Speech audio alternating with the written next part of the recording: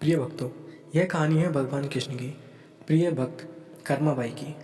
कर्माबाई बचपन से ही अपने पिता जीवन राम को कृष्ण भगवान की पूजा करते हुए देखती थी। वह कभी भी कृष्ण भगवान भोग लगाए बिना भोजन ग्रहण नहीं करते थे।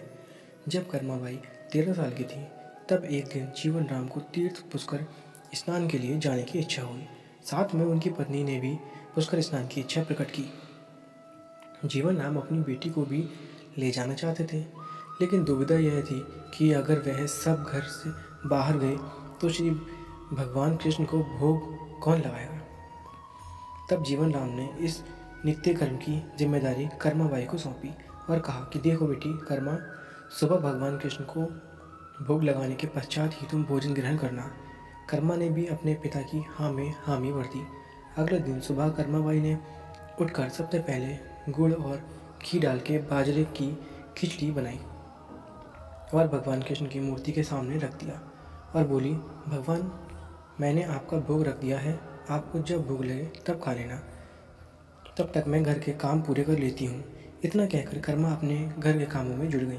काम करते करते बीच बीच में आकर देखने पर जब कर्मा को ज्ञात हुआ कि भगवान ने अभी तक खिचड़ा नहीं खाया है, तब उसे संदेह हुआ कि शायद खिचड़े में घी और गुड़ कम है, इसलिए भगवान कृष्ण भोजन ग्रहण नहीं कर रहे हैं। तभी कर्माबाई ने खिचड़ा में थोड़ा गुड़ और घी मिलाया और मूर्ति के सामने बैठ गई। वह बोली, भगवान मेरे पिताजी जब खिलाते हैं तब तो आप खा लेते हो, तो आप क्यों नहीं खा रहे? और अभी तो पिताजी बाहर गए हैं, उन्हें आने में बहुत दिन लगेंगे, तब तक आपको भोग लगाने की जिम्मेदारी मुझे दी गई है, इसलिए जब तक आप भोजन नहीं खाएंगे मैं भी कुछ नहीं खाऊंगी।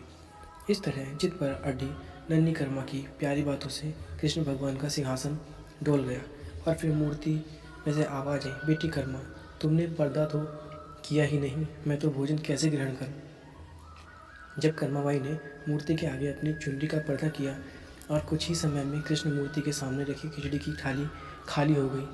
अब कर्मा रोज़ सुबह सबसे पहले कृष्ण को बाजरे का खिचड़ा खिलाती है और बाद में खुद भोजन ग्रहण करती। कुछ दिनों बाद घर लौटने पर कर्मा के माँ बाप भी कृष्ण की लीला देखकर दंग रह गए। इस तरह कर्माबाई ईश्वर कृष्ण की निसमीन भक्त बन गई। अपने जीवन के अंतिम दिनों में कर्माबाई भगवान जगन्नाथ की नगरी जगन्नाथपुरी में एक कुटिया में बस गई थी। वहाँ पर एक दिन कर्माबाई की कुटिया के सामने एक तेजस्वी कांति वाला बालक आया और उसने कर्माबाई से कहा, मुझे भूख लगी है, माँ खाना दो। उस वक्त भी कर्मा अपने भगवान कान्हा को खिचड़ा का भोग लगा रही थी। कर्मा ने उस बालक को भी खिचड़ा खिलाया। इसके बाद वही बालक हर रोज़ कर्मा के हाथ का खिचड़ा खाने आता था। यह सिलसिला कई वर्षों तक चलता रहा।